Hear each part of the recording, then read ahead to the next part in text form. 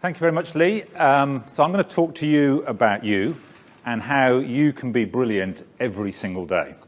So, big ask. I spent the last 15 years working with some of the best CEOs and executives around the world, and one of my observations is some of them are absolutely fantastic, but the problem is they can't be fantastic every single day.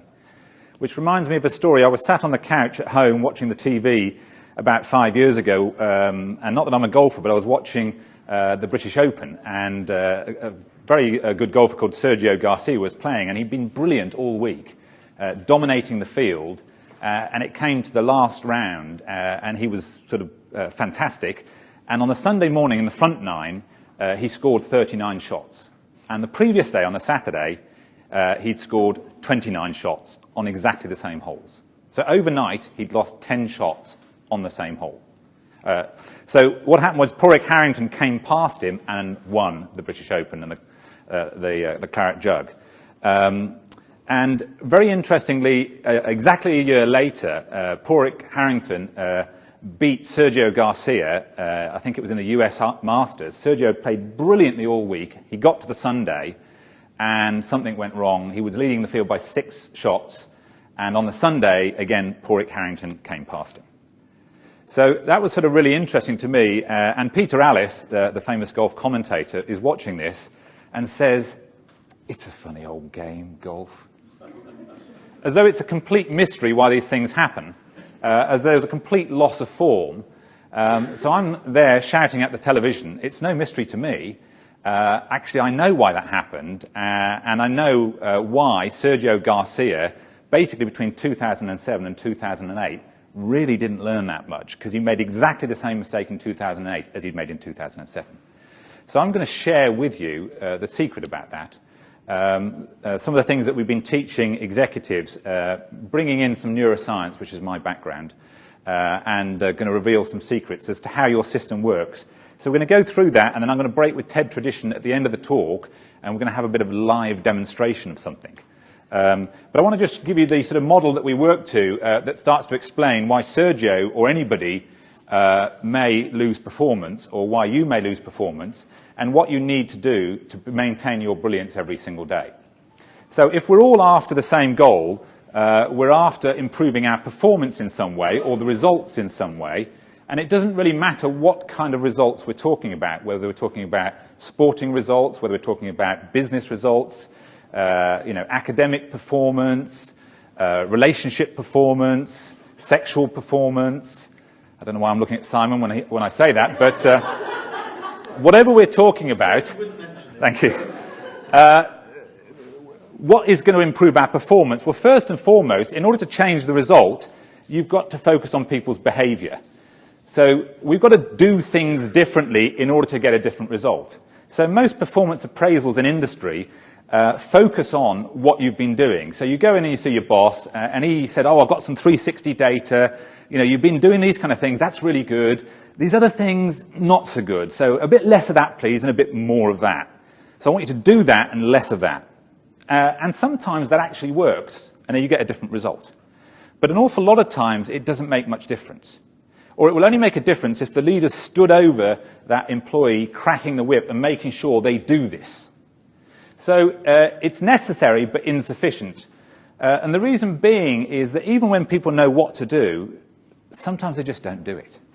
I know I ought to make another 1,000 calls to 1,000 customers, but do you know what? It's Friday afternoon. I'm not going to do that. So it's not enough just to focus on what you can see on the surface, on the behaviors. You've got to really get to grips with what's on the inside of individuals. Why do people do what they do? If you really want to change performance permanently and be brilliant every single day, you've got to get to grips with the inside. So first and foremost, what's actually driving behavior is how people think. So how you think determines what you do. So when I'm coaching a CEO, if he thinks I'm an idiot, he's not going to do what I say. Why would he? Or if he thinks what I'm saying is rubbish, he won't do it. So I've got to get a grip of what he thinks about. In fact, that requires me to ask him some questions, which is a lot more complicated than just observing the behavior. But our view is if you don't get to grips and start to ask some more detailed questions, you won't get a sustainable change in the results. It won't last. You'll get this variance in performance, this form loss. So you've got to get to grips with how people think about you, about what you're saying, about the world. But even if you did, it's not enough. Because there's something more fundamental driving how people think. So how you think is really hugely influenced by how you feel. In fact, these two things affect each other. Thinking affects feeling, and feeling affects thinking. It goes back and forward in a loop. But the dominant factor really is feeling.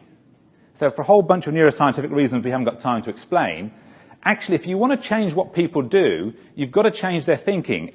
If you want to change their thinking, you actually have to change how they feel.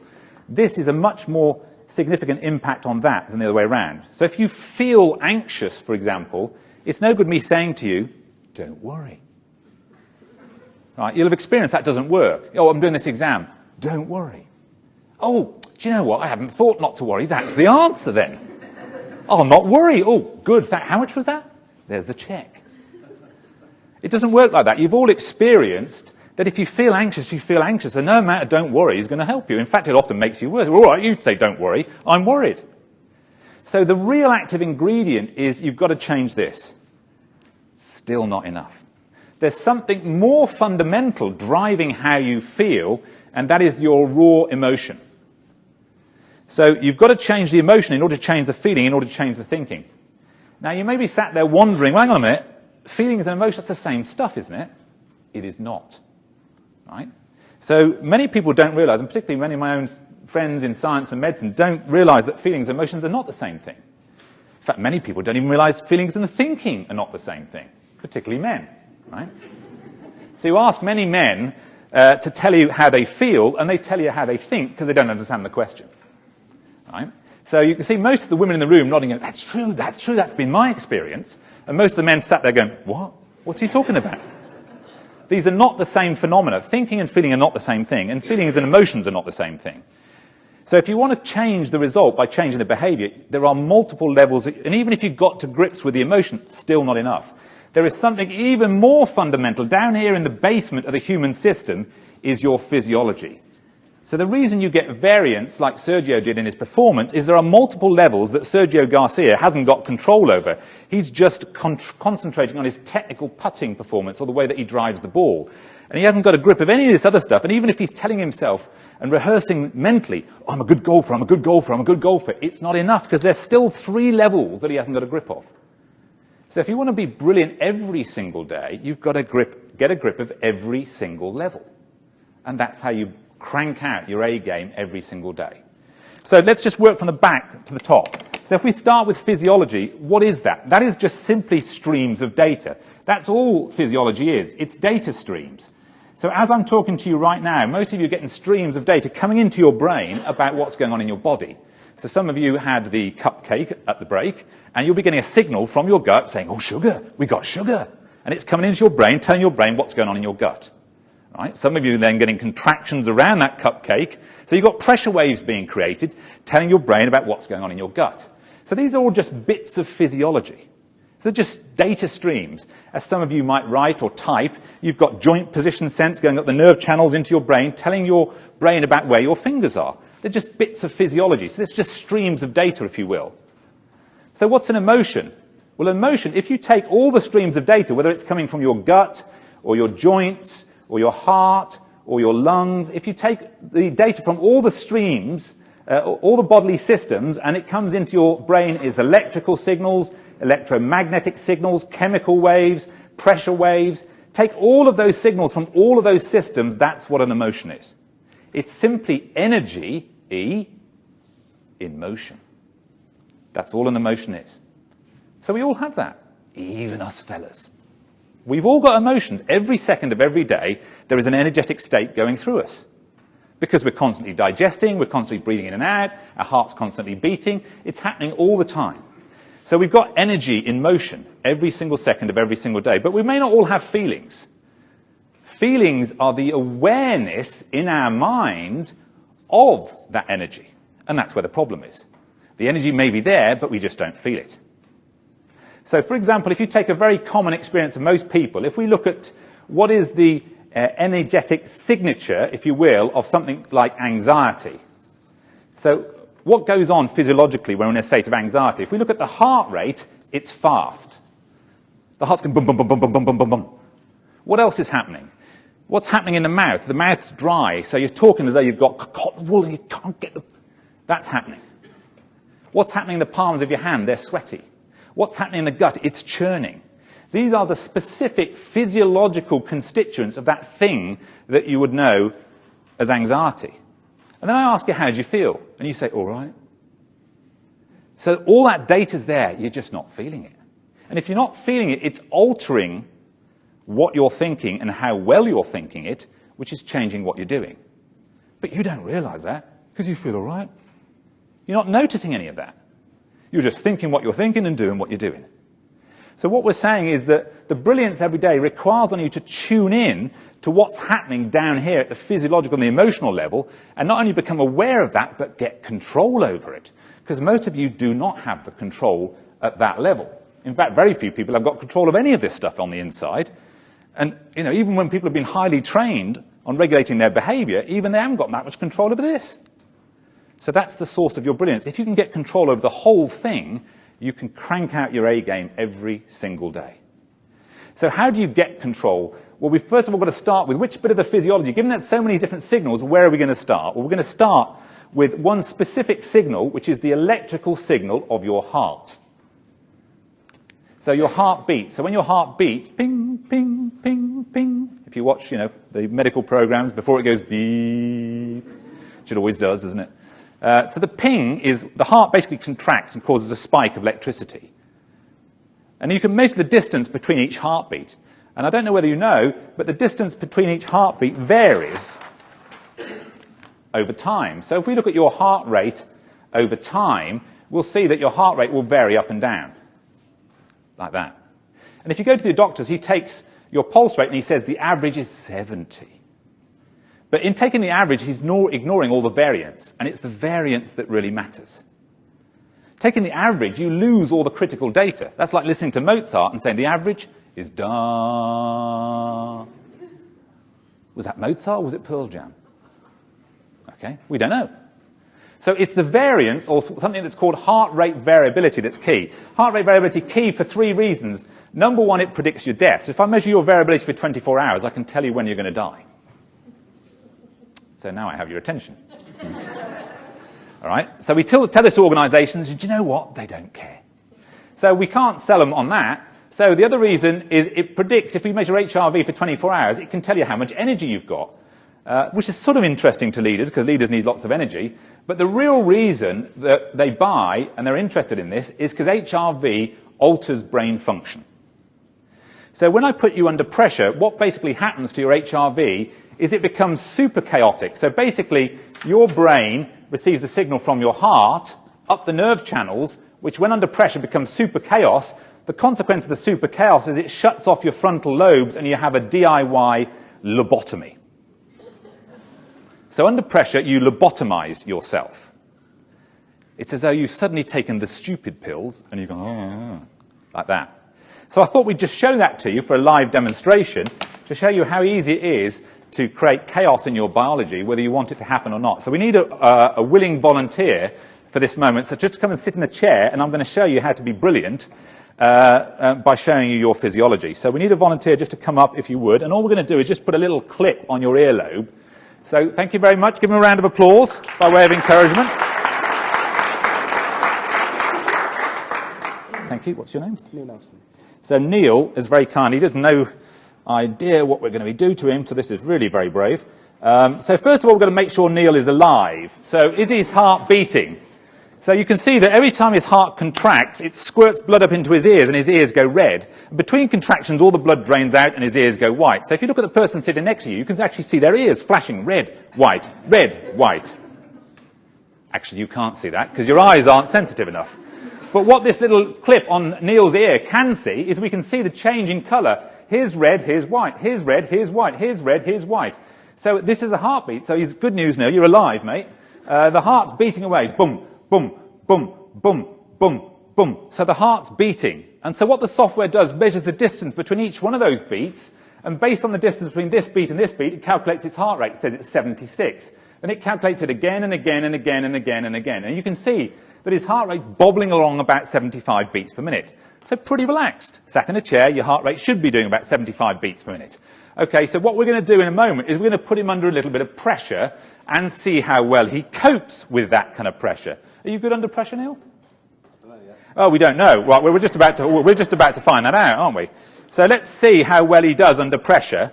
We haven't started yet, and already his heart rate's kind of creeping up to about 90. So he said, well, what are we going to do here? We're going to give you some mathematics. How good are you at mathematics? Quite good. Oh, he's quite good. So this will be no trouble, right? So look, he thinks he's quite good, but his heart rate's now... I'm good. I'm quite good. Right? He's gone off the charts, and now he's settling back down, and you can see there's a lot of chaos going through his system right now. So even though I'm good at this, that is a natural physiological response to a challenge. You put somebody under pressure, the physiologist, whether he wants it to happen or not. You see, he might look like he's in control. He is not. In fact, I am the puppet master, right? I'm pulling his strings whether he wants me to do that or not. So at the moment, there's a bit of uncertainty. The physiology is sort of settled around about 80, slightly higher than it was before, because he doesn't know what's going to happen. So let's see how well his brain actually functions under pressure. So let's see how good at that maths he really was. So what you need to do is you're going to count out loud backwards, subtracting threes. I'm going to start you off at a certain number. I want you to take away 3, then give me the answer. Take away 3 again, give me the answer. Take away another 3, give me the answer. And keep going, serial subtractions of 3s without making a mistake. And if you make a mistake, it's 50 quid. Okay, so financial penalty for every error. Okay, so is that all right with you? Okay, so no problem at all. We're going to count out loud backwards, subtracting 3s. The mention of 50 quid, look, the heart rate's crept up here to 120, just the tension in the system. So again, I'm just talking to him, that's all that's happening. And actually, by me just talking to him, physiology chaos is kicking in, and that's going to be sending a signal from his heart to his brain that's going to be inhibiting his brain function. We'll see that. So as fast as you can, without making a mistake, serial subtraction of 3, starting off at 300. Go, come on, 300. 297. Come on, faster. 286. 270, 80, 275, 285, 273, 286. What? Well done. Give him a round of applause, everybody.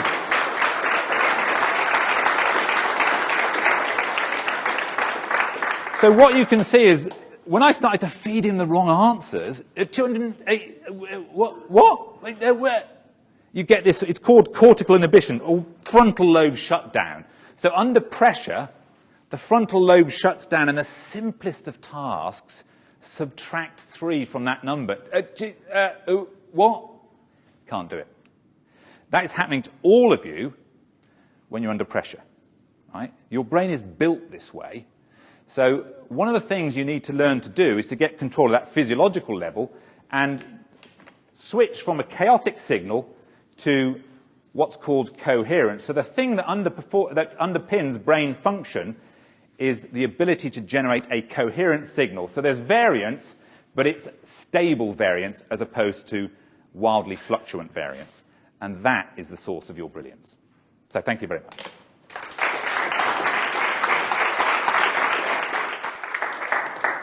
Well, this is kind of nice, isn't it? Because 18 minutes is incredibly difficult to contain what you want to say to 18 minutes. Well, it is for me anyway.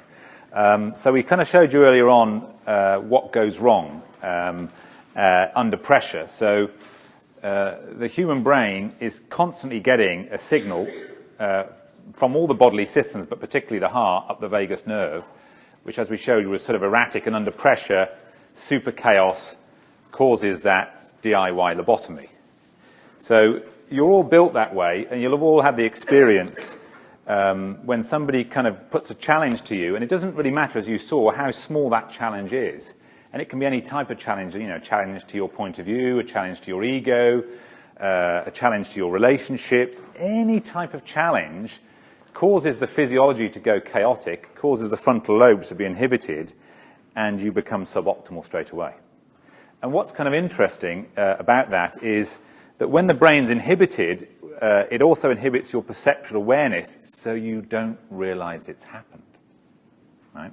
So you can come out of a meeting and think, oh, that went well. And everybody's going, what do you mean that went well? You were rubbish. Right? But because your awareness is inhibited, you don't realize how rubbish you were. right? So it's a bit of a catch-22.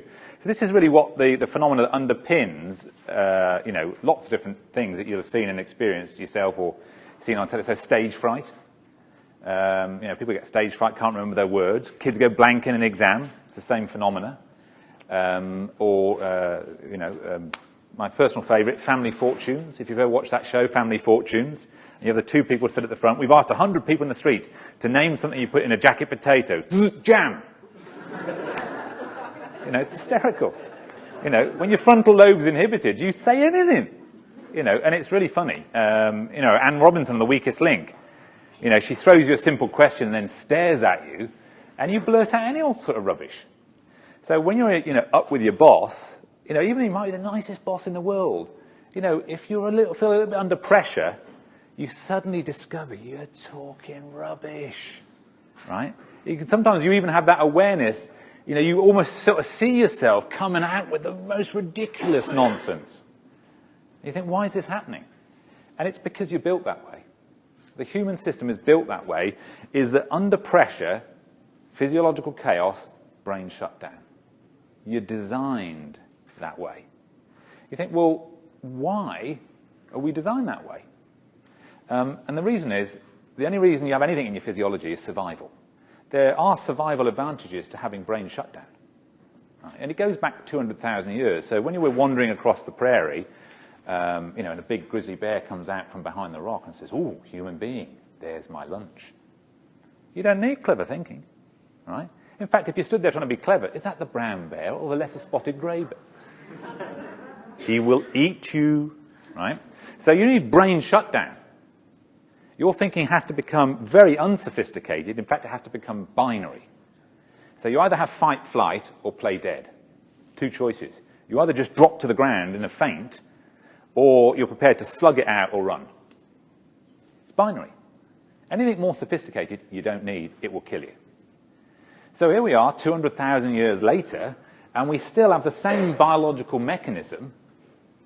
Right? We've basically got 200,000-year-old software, and we've never had the upgrade. Right? And we don't meet bear today, we meet each other.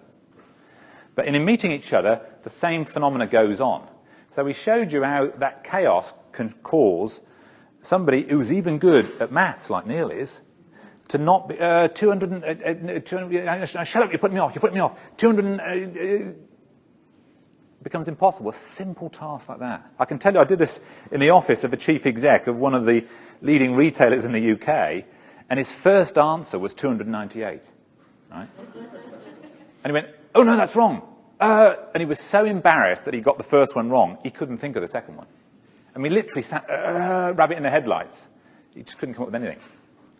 So, as I said, you're all at the mercy of that, and the point being, until you've got control of this physiology, anybody can make you look like an idiot, right?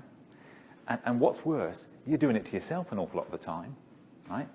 Your own anxiety about your own performance is actually causing the chaos, so you're lobotomizing yourself. So a lot of people around you can trigger you into a lobotomy, but most of the time you're just lobotomizing yourself. Right? So until you've got control of that absolutely fundamental basic, you might be brilliant one day, you might be poor. And who knows what's going to show up that day. So right at that fundamental, the cleverness of your thinking, or your ability to read the line on a golf putt, or your ability to come up with a great idea, or how to innovate that sales process, or any of that stuff. The quality of your thought, in fact, the very things that you think, and how well you think them, is hugely influenced by your biology. Right? So I'll give you a couple of live examples, and then we'll show you. We'll get Neil back out, and we'll show you how to control your physiology. So if you haven't clocked that your biology is controlling your brain function, if we held you and locked the doors, filled you up with coffee, right, what happens is your bladder gets bigger and bigger and bigger. It starts to send alarm messages to your brain, and you're getting one of these pees, I've got to pee, I've got to pee, I've got to pee. And then if you ever have that experience where you can't get out of the room, but your bladder's going to start an alarm signal, and all of that, and you haven't got Pampers on, what you'll discover is you go deaf, right? You ever notice that?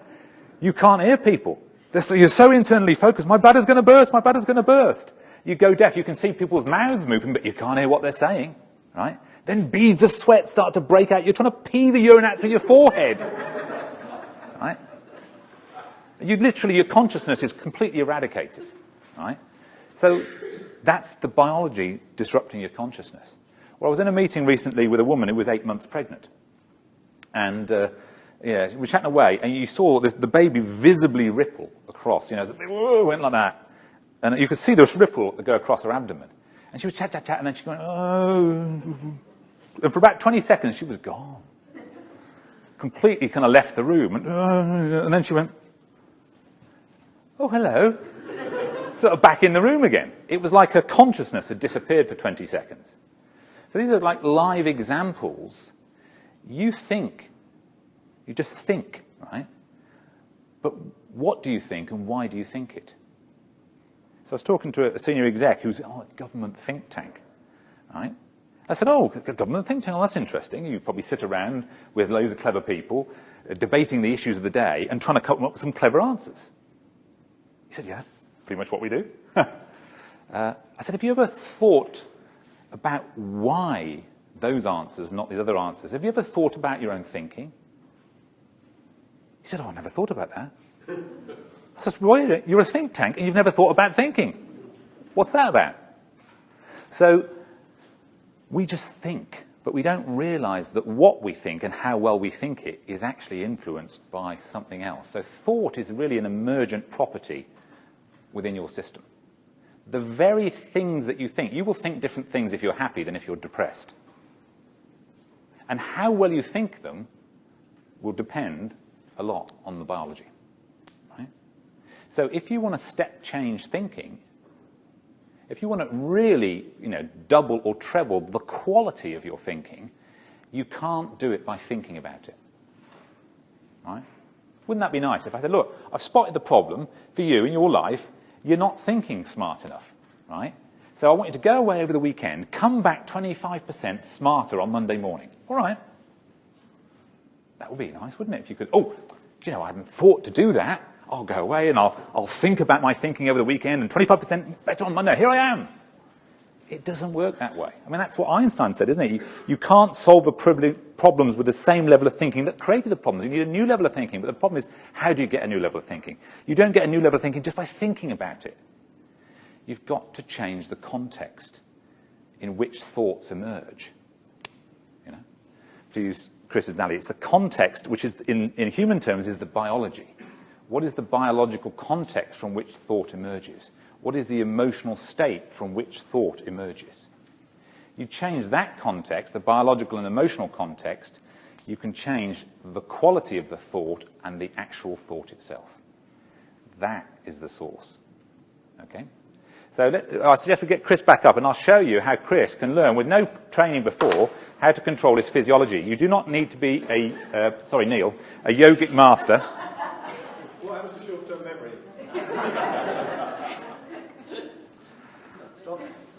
There we go. Which ear are we on? This one? All right. If you just hold that. In fact, you can turn your chair around a bit if you like. Just turn your chair around a bit so you can see the screen a bit more easily. So exactly as before. Is he still alive? Yeah. So we'll start recording. So again, just picking up each heartbeat. And so, again, the software's measuring the distance between each heartbeat and calculating his heart rate. Now, because he's just come out of the audience and walked up to the stage, he's going about 90 miles an hour. Just the excitement of being at the front here. So if you want to control your physiology, this isn't years and years and months of practice. You don't have to be a yogic master to control your physiology. You just have to know exactly what to do. All right? So we're now going to show Neil exactly what to do. Mental block. So over here is a breath pacer. So when that goes up, I want you to breathe in. And when that goes down, I want you to breathe out. And at the bottom, there's a hold, so wait for it. Don't go too soon. Ready? And a long, slow. Okay, wait for it. A long, slow. And you can follow this in the room if you want. Just breathe in this rhythmic fashion. So nice rhythmic breathing. So long, Breath in and a long, slow breath out. Okay, so I'll leave Neil to do that, and I'll carry on talking to you guys. So of all the things that you can do to get your physiology under control, there are many, many things. But the start point is to do something that you can get conscious control over. And you can get conscious control over your breathing. Now, there are 12 different things, different aspects of your breath that you can regulate. 12 different aspects. So when you go to classes, whether it's singing, sports, fighter pilots, all sorts of things, they'll talk to you about breathing and, breath practice, yoga, but what are they teaching you? So, for example, there's a yogic practice where they teach you alternate nostril breathing. That's kind of interesting, but in my view, that's number 9 on the list of priorities, okay, of the 12. The single most important thing is rhythm, which is what this is training. So we've seen that this measures the level of coherence in Neil's system. So when he's in complete chaos, he's down here in the red, and just with a bit of guidance, in less than or about a minute, he's up and into the coherent green. He is the yogic master. Neil brackets Yoda, right? Okay, no. So you can see the physiology has changed from this erratic to this coherent waveform in less than a minute when you know what to do. So of all the things in your breathing that you can do, if you start to control the rhythm of the breath, that will start to change the physiology, just as you've seen. Right? And you will start to become more coherent. So his frontal lobes will work better now than at the beginning of this trace when his physiology was erratic. You all see the difference? And even though the average heart rate is about the same during that period and during this period, the heart rate is the same, but the pattern is different. So when you change that pattern, you're basically sending better quality fuel from the heart to the brain, and the brain's going to work better. Right? And when the brain works better, you're more perceptive, you're more insightful, you're more clear thinking. You can understand how to problem solve. So some of the other speakers say, being able to figure out when things go wrong, what am I going to do about this? Well, if your brain's inhibited, you probably won't come up with the idea or the right answer. But if you've got your brain switched on, you've got a much better chance. Does that all make sense? So when you hear people say to you, before that big presentation, take a few deep breaths, I'd say, don't bother. Because a few deep breaths isn't actually going to alter your brain function that much. And by the way, when they say deep, what they actually mean is large. They mean large volume breaths is what they mean, because depth is really where the air in the lungs is going. And what they mean is a few big breaths. But even volume is only about number 5 or 6 on the batting order. The number 1 priority is rhythm. Take a few rhythmic breaths, that will start to change your physiology. So you can put this to the test, right? Next time, before you may have to make a difficult phone call, rather than taking a few deep breaths or even a few large breaths, take a few rhythmic breaths. And rhythm really means a fixed ratio of in to out. And it doesn't matter what that ratio is, so long as it's fixed. So this is 4 seconds in, 6 seconds out. 4, 6, 4, 6, 4, 6. You could do 5, 5, 5, 5, 5, 5, 5, 5, so long as it's fixed. What you don't want is 4, 6, 5, 5, 8, 3, 3, 7, 2, 5. That's erratic breathing, okay? You want a fixed ratio. And then once you've got a rhythmic breath going, the second most important thing is smoothness. Because you can breathe rhythmically but staccato, so you could go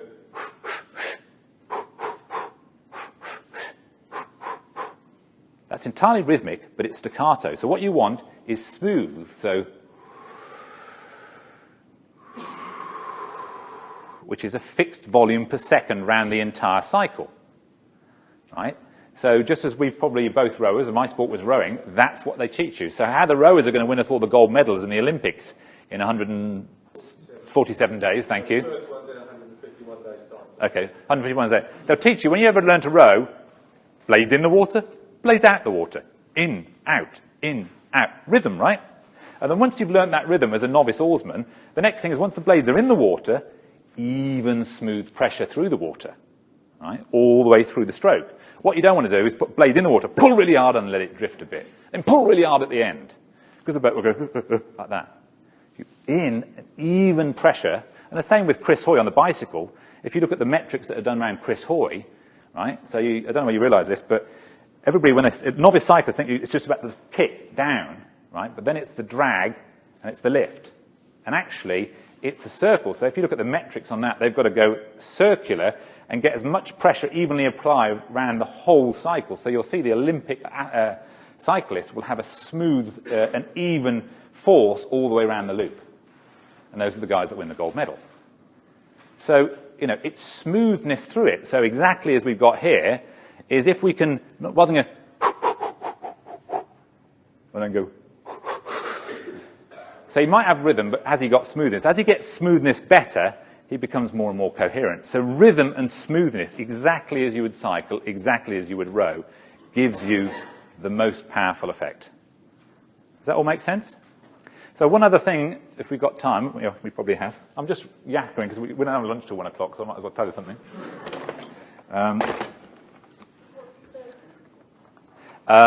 The third most important thing is the location of your attention while you're breathing. Okay? So what we say is, you know, people teach, a bit of abdominal breathing. You know, breathe through the belly and all of that. So our view is, no, breathe through the center of your chest. Through the heart area, if you will. Right? 3 reasons why we say breathe through here, not breathe through there. Or don't imagine you're sucking the air up through the soles of your feet, or it's coming in through the crown chakra, or whatever. You could do any of that stuff. But where is with your attention when you're breathing? We'd say put your attention in the center of your chest. 3 reasons why you put your attention in the center of your chest is, number 1, the heart generates more electrical power than any other part of your system. So even though there are billions of nerve cells up here, right, and only a couple of 100,000 down here, the power output of your heart is 3.5 watts, which is way greater than the power output of your brain. Because what happens in the brain, the electrical charges go in all different directions, it all cancels.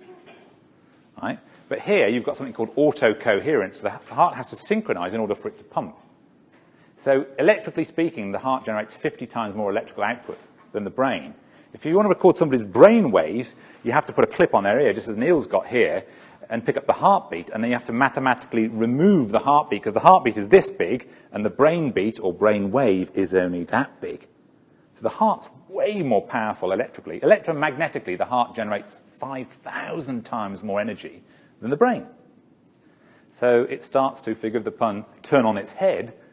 Hang on, what's controlling what here? Right? You've got to start to look a bit more broadly in terms of the human system as a system. We're so brain-dominant, brain-centric. So if you're putting your attention in the heart, you're putting your attention where the primary source of power is here. So that's the first reason. The second reason, if you drop your attention and breathe through here, it gets you out of the noise in your head, which is where we're usually confused. Just to drop into the body and breathe through the center of your chest. And the third reason, which we're going to get onto, is actually we're ultimately going to go from controlling that physiology up to the emotional state and show you actually how do you turn on the passion, how do you turn on a positive emotional state when an awful lot of our positive emotions are experienced in the center of our chest. Hence, I love my son with all my heart. Why do I even say that? Because that's actually where I feel it. The awareness might be in our mind, but where do we feel the sensation of love? In the center of the chest, right? So where do you clutch the baby? You clutch them to your heart, right? You don't clutch the baby to your knee, you know. I love my son with all my knee. We don't say that because we don't feel it in our knee, we feel it in the center of our chest. So the very fact that you put your attention on the center of your chest or in the heart area starts to drift you into a slightly more positive state. Does that make sense? So this last thing I want to just, while Neil's impressing you, give you this other bit. So in my view, the big myth of performance, I think, is that it's something to do with adrenaline. You know, you'll see this in business or in sport. You know, if you're not a bit pumped, you won't perform. Go to that meeting, you've got to be a bit psyched. That exam, you've got to be a bit psyched up, right? And so, no, you've got to be relaxed under pressure. No, you've got to be psyched, you've got to be relaxed. You've got to be psyched, you've got to be relaxed. You get both types of advice, neither is true. It's not about sympathetic activation or even parasympathetic activation. It's not about how hot the system is or how cold the system is. There's another part of your system which really determines your output, which is whether you're in a negative emotional state. So if this is adrenaline and this is a chemical called acetylcholine, ACH, negative emotion, right, underpinned by the hormone cortisol, or positive emotion, underpinned by the anabolic hormones like DHEA, dihydroepiandrosterone, banned substance in the Olympics. You get caught taking those tablets, you're out. Because they're performance enhancers. In the States, this is known as the elixir of youth, the vitality hormone. You can get them on the internet, right? DHEA tablets. Point is, you don't need them, right? You're 93, aren't you? Yes, 407. So when you heat somebody's system up, you can heat it up negatively, anxiety, anger, frustration, or you can heat it up positively, passion, right? Determination, focus. The heart rate over here is 120 but erratic. The heart rate is 120 over here but coherent. Both of them have the same heart rate. Both of them have the same amount of adrenaline. That will impair your performance. That will enhance your performance. And passion, as we've heard, is the #1 predictor of performance across every aspect of life, including health. If you're passionate about something, you'll do it better. It predicts all types of performance. Similarly, when you cool the system down, relaxation is not necessarily valuable. In fact, I've given lectures to some of my medical colleagues entitled "Relaxation Can Kill You." Right? So that to be sometimes lecture titles. When I can draw the crowd in. Relaxation, and it can because you can be relaxed and negative. So apathy, boredom, detachment, indifference, all those kind of things. The heart rate is erratic, averaging 50. Now, you can be relaxed and it can be positive, so things like contentment, curiosity, equanimity, those kind of things. Heart rate coherent and 50. So it doesn't really matter whether the heart rate is 50 or 120. What matters is, am I on the left or am I on the right? And so the secret, really, if you map most organizations, is you'll see a rightward skew. That people are rightward skewed over here. If you don't believe me, go and stand next to the coffee machine, and you will hear the negative hum. Do you know what so-and-so said to me yesterday? He didn't say that. That's outrageous. Right? And then you bump into somebody over here, full of the joys of spring. What's up with you? How dare you be that cheerful? You don't realise it's shit. The economy. Right? And they're trying to drag you back over to here. That's reality. Right? So as a leader, you really, and a large part of the work that we do with folks is get them over here. How do you live your life over here? So somebody referenced Csikszentmihalyi in the zone, or the state of flow, is about being over here. And how controllable is our emotional performance? So we got Chris's point. Can we live our life over here? Now, as you've seen, most people haven't got control of their behavior, let alone their thinking, let alone their feeling, let alone their emotion or their physiology. So how do you live your life over here? That's where the training comes in. And we've shown in Neil, right, that when we've taught him how to regulate his physiology, right, that's the start point. The regulation of the physiology will at least get you to the midpoint. You at least get to the midpoint with regulating your physiology. So you'll get to this point just through breathing. So if you learn to breathe properly, you'll at least get to the midpoint. How you get over here is you've got to learn to regulate what emotional state you're in. Now, most people have got no control over that. Their emotional state is dependent on everything outside of them, not on what's going on the inside. So you've got to learn to train yourself to stay over this side of the thing. But if you take nothing away, at least you can get yourself to the midpoint by learning how to breathe properly. Right? So to help you remember that, think of breathe as an acronym. B stands for breathe, R stands for rhythmically, E stands for evenly, and through the heart every day. So if you breathe rhythmically, evenly, and through the heart every day, you'll at least get to the midpoint. Okay? Thank you. Well done.